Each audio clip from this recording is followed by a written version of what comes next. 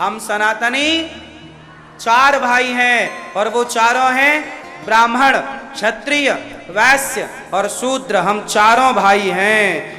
चारों भाई क्यों? हम चारों ही भाई हैं और कोई भाई नहीं है। और जिन्हें तुम भाई कह रहे थे ना, उसी भाई ने जान ले ली तुम्हारी। जिनको तुम भाई कहते रहे उन्होंने गर्दन काट दी, हाँ या ना? जिन्हें तुम भाई कहते रहे वही कश्मीर से लूट लिया बहन बेटियों को और सारे कश्मीरी पंडितों को निकाल के भगा दिया उन्हीं ने, जिनको तुम भाई कहते रहे। भाई को भाई कहो।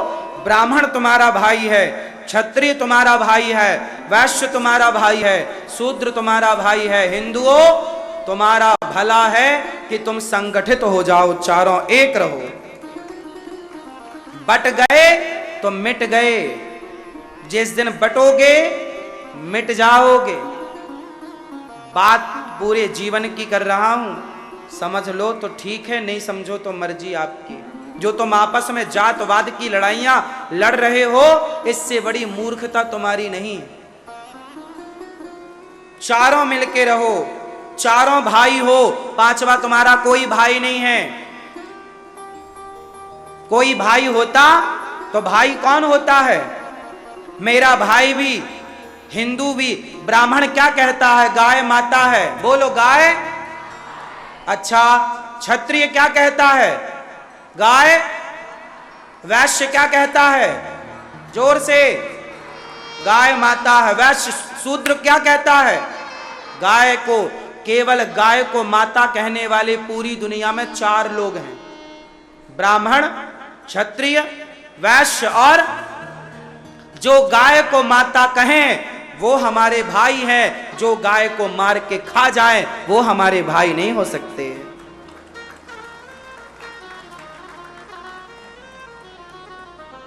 पूरी दुनिया में तुम्हारे भाई कितने हैं? वो जो गाय को माता कहते हैं। अपनों को और गैरों को समझने में देर लगाओगे तो नाश हो जाएगा। एक वाक्य सुनाता हूं इतिहास का, सुन लेना। कैकई मां ने मंथरा को अपना मान लिया और दशरथ जी को इग्नोर कर दिया, जबकि दशरथ जी पति हैं। लेकिन कैकई ने दशरथ जी की बात नहीं सुनी। किसकी सुनी? जोर से।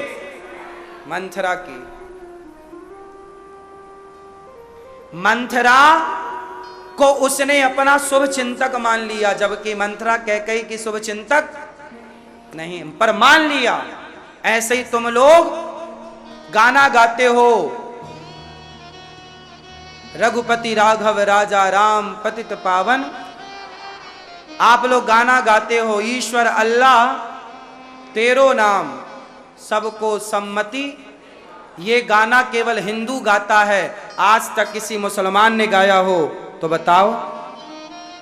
तो हिंदू ही सबका ठेका लिया है कि तुम ही सबको भाई मानोगे, बाकी तो जान लेने पर तुले हैं। इसलिए आपका धर्म है कि आप पहचाने कि आपके कौन हैं। कैकई को देर लग गई पहचानने में कि उसकी अपनी मंथरा है या दशरथ जी। दशरथ जी अपने थे, इग्नोर कर दिया। मंथरा पराई थी, अपना मान लिया। जब आप अपने ब्राह्मण, क्षत्रिय, वैश्य, शूद्र को इग्नोर करके दूसरों को गले लगाओगे तो वो गले लगकर छाती में खंजर ही मारेंगे। क्या नहीं मारा? इतिहास उलट पलट के देख लो। एक राजा से कहा कि हम तुम्हारे पक्ष में हैं, चलो उसको लड़ते हराते हैं। उसको जीता।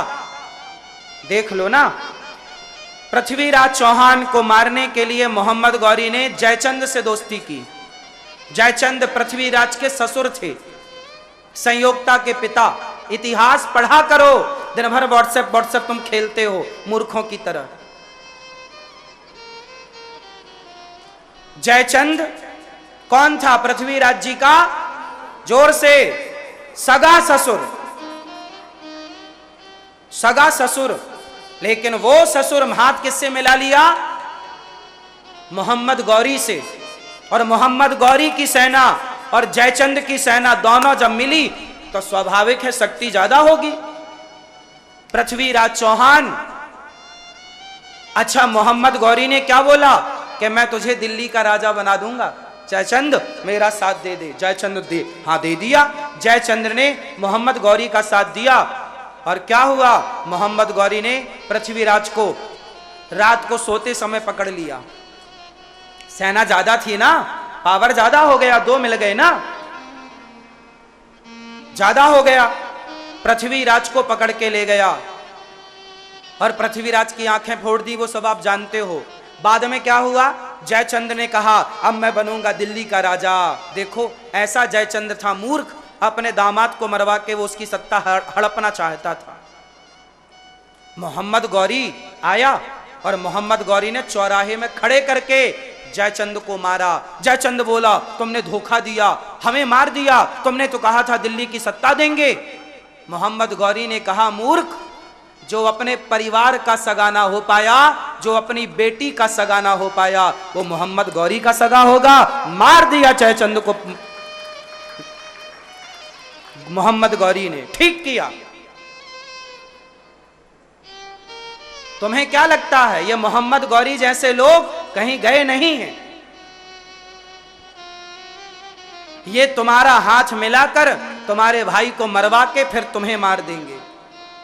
यही होता था पहले, एक राजा से दोस्ती करके उस राजा से दूसरे को लड़ाया, जब वो जीत गया तो उसको भी मार के दोनों की सत्ता पर अंग्रेजों ने और मुगलों ने कब्जा किया। 700 साल तक देश गुलामी में रहा। यही सब तुम्हारी आपस की लड़ाइयों के चक्कर में। और लड़ लो, ब्राह्मण क्षत्रिय वैश्य शूद्र लड़ो खूब, तुम्हारा फायदा उठाएंगे ये अंग्रेज और मुगल।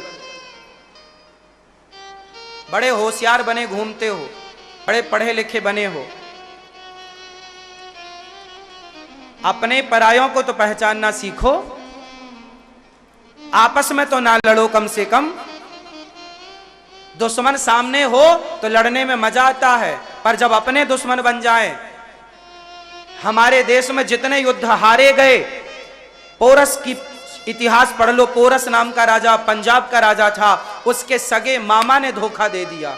अब बताओ, जो मामा हमें गोद में खिलाया है, हम तो उस मामा पे विश्वास करेंगे ना, लेकिन वही हमारी छाती में खंजर मार दे तो ये तो विश्वासघात हुआ ना। हमारे देश के राजा कभी हारे नहीं हैं, हमारे देश में विश्वासघात हुआ है। झांसी की रानी का किला किसने घेरा था? अंग्रेजों ने। क्यों घेरा था? क्योंकि झांसी के अपने रानी के अपने कुछ मंत्रियों ने दगा कर दिया था। पढ़ते हो इतिहास, हाँ या ना? अपनों ने लूटा है हमें, गैरों में कहां दम था। मेरी कश्ती तो वहां डूबी जहां पानी कम था। आपस में लड़ना बंद कर दो मेरे हिंदुओं, मेरे सनातनियों, वरना बहुत बड़ी हानि होगी आपकी। तो कितने भाई हो आप? जोर से चारों के नाम बताओ। और लड़ोगे आपस में? ठाकुर वो कहता मैं ठाकुर हूं, मैं यादव हूं, मैं जाट हूं, मैं फला हूं। काहे लड़ते हो आपस में? अरे तुम यादव हो, जाट हो, ठाकुर हो, पर हो तो सनातनी, हो तो भाई भाई। आपस में लड़ जाओगे तो क्या पालोगे? आपस में लड़ना मूर्खता है। गले मिल के रहो, प्यार मोहब्बत से रहो, अपनी शक्ति बचा के रखो। जहां जरूरत पड़े सारी दुनिया तैयार है तुम्हें मारने के लिए, तुम अपनी रक्षा के लिए तैयार नहीं हो बस। हाँ या ना? हमें तो चाणक्य की तरह सोचना चाहिए। चाणक्य को चिंता थी देश की, आपको भी अपने राष्ट्र की चिंता होनी चाहिए। और ये राष्ट्र तब तक सुरक्षित रहेगा जब तक ये चारों भाई कंधे से कंधा मिला के साथ में खड़े रहेंगे। जिस दिन ये चारों भाई बिखर गए उस दिन फिर भारत खतरे में आ जाएगा। कितने लोग इस बात से सहमत हैं? रामचरितमानस की एक चौपाई बोल रहा हूं, अर्थ बताना मुझे। जहां सुमति तहां संपत्ति नाना, जहां सुमति तहां संपत्ति नाना, और जहां कुमति तहां विपत्ति निदाना। जहां एकता है, जहां सुमति है वहां नाना प्रकार की संपत्ति है।